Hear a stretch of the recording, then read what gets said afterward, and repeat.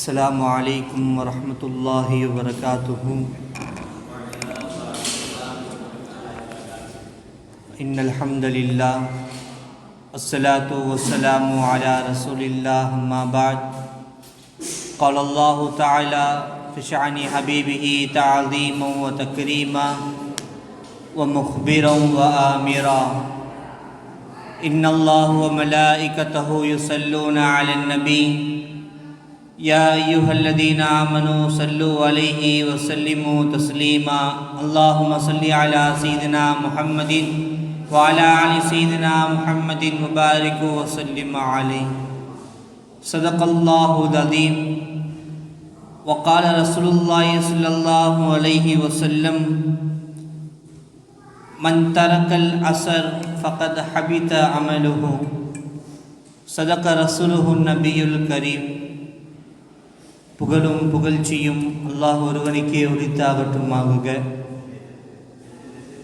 அல்லாஹ்வினுடைய மிகப்பெரிய கருணையை கொண்டு அல்லாஹு தஆலா நம்பவர்களை இந்த அற்புதமான மஜ்லிஸில் அமர வைத்திருக்கிறான். அல்ஹம்துலில்லாஹ். இந்த உலகத்தில் வாழக்கூடிய மக்கள்கள் தொழுகையை சிறிவரையாக தொழுகிறார்கள் என்று நம்மவர்களுக்கு அனைவர்களுக்கும் தெரியும். ஆனால் அந்த தொழுகையை தொழுகக்கூடிய நேரத்தில் அவர்கள் எந்த நேரத்தில் தொழுகணுன்ற விஷயத்தை தெரியாமல் இருக்கிறாங்க நிறைய நபர்கள். ஒரு நபர் தொழுகிறாரு, ஃபஜருடைய தொழுகையை தொழுகிறாருன்னா நம்ம அனைவர்களும் கேள்விப்பட்டிருப்போம். துலூஷம்ஸ், அதாவது சூரியன் உதிக்கும் பொழுது தொழுகிறது மக்ரூஹ், நம்ம எல்லாத்துக்கும் தெரியும். அந்த நேரத்தில் ஒருத்தர் தொழுகிறாரு, அவருடைய தொழுகை மக்ரூவாக போகிறது. நபி ஸல்லல்லாஹு அலைஹி வஸல்லம் ஒரு ஹதீஸை சொல்லும்போது சொல்கிறாங்க, எதற்காக இந்த துலூஷம்ஸ் தொழுகிறது மக்ரூஹும் தெரியுமா? நபி அவர்கள் சொல்கிறாங்க, அந்த சூரியன் உதிக்கும் பொழுது ஷைத்தானுடைய இரண்டு கொம்புங்களுக்கு மத்தியில் அந்த சூரியன் உதிக்கிறது என்பதாக நபி அவர்கள் சொல்லி காட்டுகிறார்கள். இந்த ஹதீஸினுடைய விளக்கத்தை இமாம்கள் இந்த ஹதீஸுக்கு தஃப்சீரா, இந்த ஹதீஸுக்கு விரிவுரையாக எழுதுகிறார்கள். நிறைய அந்த பேரை நீங்கள் பார்த்துருந்தா தெரியும். சூரியன் உதிக்கும் பொழுது அந்த சூரியனை வணங்குவாங்க. அதே போல்தான் எந்த ஒரு நபர் சூரியன் உதிக்கும் பொழுது தொழுகிறார்களோ, ஸல்லல்லாஹு அலைஹி வஸல்லம் அவர்கள் கூறியதை போல ஷைத்தானுடைய இரண்டு கொம்புகளுக்கு மத்தியில் சூரியன் உதிக்குதுன்னா ஷைத்தானும் அந்த சூரியனோட சேர்ந்து வரான். எப்போ ஒரு நபர் அந்த சூரியன் உதயமாகும் போது தொழுகிறானோ அவன் அந்த ஷைத்தானை வணங்குகிறான் என்பதாகெல்லாம் இமாம்கள் கூறுகிறார்கள். அதற்காக துலூஉஷ் ஷம்ஸ், அதாவது சூரியன் உதிக்கக்கூடிய நேரத்தில் தொழுவது என்பது மக்ரூஹாக ஆக்கப்பட்டிருக்கிறது. சரி, தொழுகிறாங்க, நேரத்தை தெரியாமல் தொழுகிறார்கள். நபி ஸல்லல்லாஹு அலைஹி வஸல்லம் ஒரு ஹதீஸில் ஜாபிர் ரலியல்லாஹு அன்ஹு அவங்கள்ட்ட சஹாபாக்கள் கேட்குறாங்க, ஜாபிரே, நாயகத்தினுடைய தொழுகை எவ்வாறு இருந்தது? நபி ஸல்லல்லாஹு அலைஹி வஸல்லம் அவர்கள் எவ்வாறு எல்லாம் தொழுதார்கள் என்று கேட்கும் பொழுது ஜாபிர் ரலியல்லாஹு அன்ஹு அவங்க சொன்னாங்க, நபி ஸல்லல்லாஹு அலைஹி வஸல்லம் அவர்கள் லுஹருடைய வக்து தொழுகை எப்போ தொழுதாங்க தெரியுமா? நற்பகலில் லுஹருடைய வக்து தொழுதாங்க. அசருடைய வக்து எப்போ தொழுதாங்க தெரியுமா?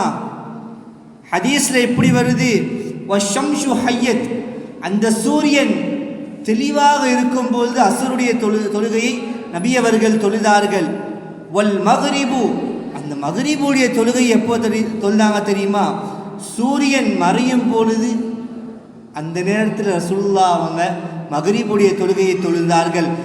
கடைசியில் இஷாவுடைய தொழுகை எப்போ தொழுதாங்கன்னா, எப்பொழுது மக்கள் அதிகமாக இருக்கிறாங்களோ அப்போ மக்கள் அதிகமாக வந்தால் தொழுகையை சீக்கிரமாக ஆரம்பிச்சிருவாங்க. மக்கள் குறைவாக இருந்தால் சிறிது நேரம் தொழுகையை தள்ளி வைப்பார்கள். அதே ஃபஜ்ருடைய தொழுகையை நபி அவர்கள் தொழுதார்கள். இருளாக இருக்கும் பொழுது ஃபஜ்ருடைய தொழுகையை தொழுந்தார்கள். ஜாபிர் ரலியல்லாஹு அன்ஹு அவங்கள்ட்ட கேட்கப்பட்ட இந்த வார்த்தையில் நம்ம வச்சு பார்க்கும் பொழுது என்ன தெரியுதுன்னா, நபி அவர்கள் அவருடைய வாழ்நாளில் அதிகமாக ஃபஜ்ர் அனைத்து வக்து தொழுகையும் முதலாவது வக்திலே தொழுதிருக்கிறார்கள். இமாம்களின் இந்த தொழுகையை 3 இதாக பிரிக்கிறாங்க. முதலாவது வக்து நடு வக்து, இறுதி நேரம். என்னன்னா ஸல்லல்லாஹு அலைஹி வஸல்லம் அவங்க இந்த முதலாவது வக்தில் தொழுகக்கூடிய தொழுகையை பற்றி சொல்லும்போது ரசூலுல்லாஹ் எப்படி சொல்கிறாங்க,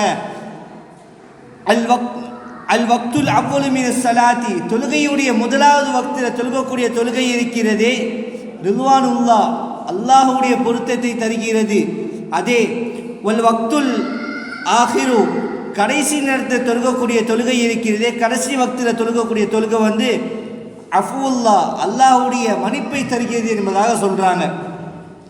இதில் என்ன அல்லாஹுடைய பொருத்தம், அல்லாஹுடைய மன்னிப்புன்னு ஒரு சிறிய ஒரு உதாரணத்தை வைத்து பார்க்கும் பொழுது, ஒரு 2 நபர்கள் இருக்கிறார்கள், 2 சகோதரர்களோ 2 தோழர்களோ.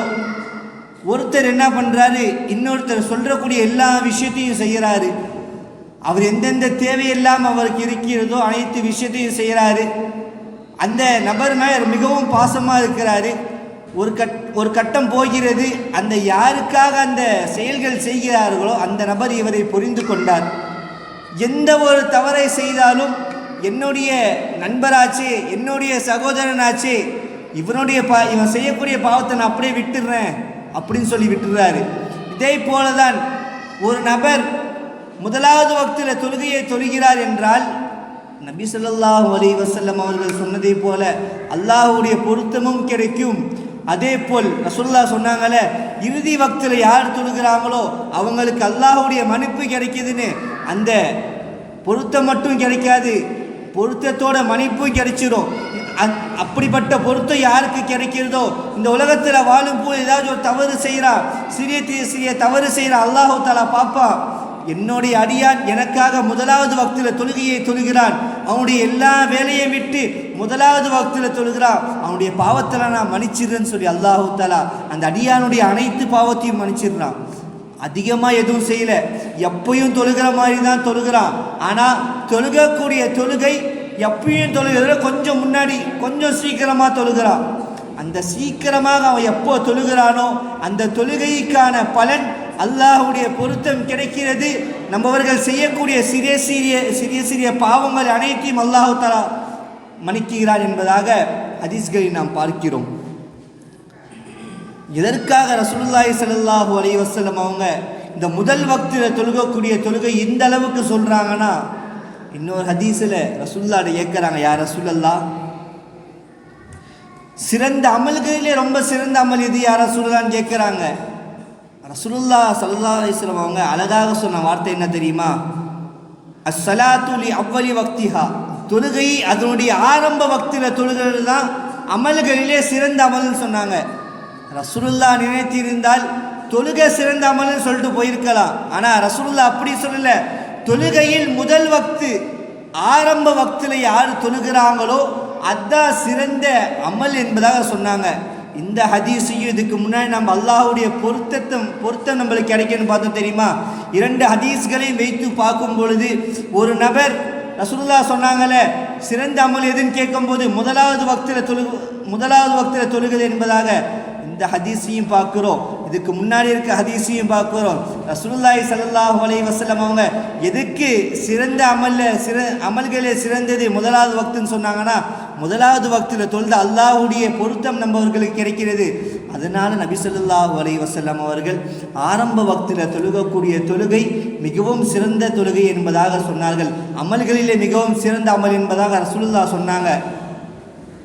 இப்படி இந்த உலகத்தில் ஒரு மனிதன் தொழுகன் மட்டும் இல்லை, எந்த ஒரு விஷயமாக இருந்தாலும், உதாரணமாக சொல்லணும்னா ஒரு 2 ஃப்ரெண்ட்ஸு பேசிக்கிறாங்க, இந்த நேரத்தில் இந்த இடத்துக்கு போகணுன்னு சொன்னால் எவன் சொன்னான்னு அவன் வரானோ இல்லையோ சொன்னவன் ஃபஸ்ட்டு வந்து நிற்பான்.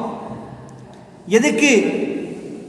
என்னுடைய ஃப்ரெண்டு சொல்லிட்டான்னு வந்து நிற்கிறான். அதே போல் தான் அல்லாஹும் அவனுடைய ரசூலும் இந்த முதலாவது வக்தில் தொழுகக்கூடிய தொழுகைக்கு பல்வேறுபட்ட நியாமத்துகளை வைத்திருக்கிறார்கள். இந்த அனைத்து நியாமத்தையும் நாம் பெற வேண்டும் என்றால் ஆரம்ப வக்தில் நம்ம எப்போ தொழுகிறோமோ அப்போ தான் இந்த அனைத்து நியாமத்தும் நம்மளுக்கு அல்லாஹு தஆலாவிடமிருந்து கிடைக்கும். அது மட்டுமல்லாமல் அல்லாஹுடைய பொருத்தம் கிடைக்கும். சரி, ஒருத்தர் என்ன பண்ணுறான், ஆரம்ப வக்திலையும் தொழுகலை, கடைசி வக்திலையும் தொழுகலை, தொழுகையை அப்படியே விட்டுருணுமானா அப்படி இல்லை. நபி ஸல்லல்லாஹு அலைஹி வஸல்லம் அவங்க இன்னொரு ஹதீஸை சொல்லும்போது சொல்கிறாங்க, மன் தரக்கல் அசர், ரசூலுல்லாஹ் இந்த இடத்துல அசருடைய தொழுகையை குறிப்பிட்டு காட்டுறாங்க. என்னன்னா, எந்த ஒரு நபர் அசருடைய தொழுகையை விடுகிறாரோ ஃபக்கத் ஹபித அமலுஹு, அவருடைய அமல் அழிந்து விட்டது என்பதாக ரசூலுல்லாஹ் சொல்றாங்க. ஏன், எதுக்கு ரசூலுல்லாஹ் இப்படி சொன்னாங்க அப்படின்னு பார்க்கும்போது தான் நம்மளுக்கு தெரியுது, ரசூலுல்லாஹ் நினைத்திருந்தால் அவருடைய வேறுபட்ட விஷயங்களை சொல்லியிருக்கலாம், சிறிதளவு அமல்கள் அழிந்து போய்விடும் என்று சொல்லியிருக்கலாம். ரசூலுல்லாஹ் அப்படி சொல்ல, அவருடைய அனைத்து அமல்களும் அழிந்து போய்விடும் என்பதாக சொன்னாங்க. அப்போ நம்ம ஒரு விஷயத்தை மட்டும் நல்லா புரிஞ்சுக்கணும். நம்ம தொழுகிறோமா, எந்த நேரத்தில் தொழுக வேண்டும் என்கின்ற விஷயத்தை நாம் சரியாக தெரிந்திருக்க வேண்டும். அதை வச்சு சரி, முதலாவது வக்தில் தொழுதா அதோடைய நன்மையை நாம் பார்த்துட்டோம். முதலாவது வக்தில் தொழுது அல்லாஹ்வுடைய பொருத்தம் நம்மவர்களுக்கு கிடைக்கிறது. அந்த முதலாவது வக்தில் தொழுது அல்லாஹ்வுடைய பொருத்தம் மட்டுமல்லாமல் அல்லாஹ்வுடைய பாவ மன்னிப்பையும் பெற்று இந்த உலகத்தில் வாழும் வரைக்கும் அல்லாஹ்வை வணங்கி, நம்முடைய ரூஹ் பிரியக்கூடிய நேரத்திலும் அல்லாஹ்வை வணங்கி சுஜூதிலேயே நம்முடைய ரூஹை அல்லாஹு தஆலா பிரிய வைப்பானாக. வாஹிரு தவானா அனில் ஹம்துலில்லாஹி ரப்பில் ஆலமீன். அஸ்ஸலாமு அலைக்கும் வரஹ்மத்துல்லாஹி வபரகாத்துஹு.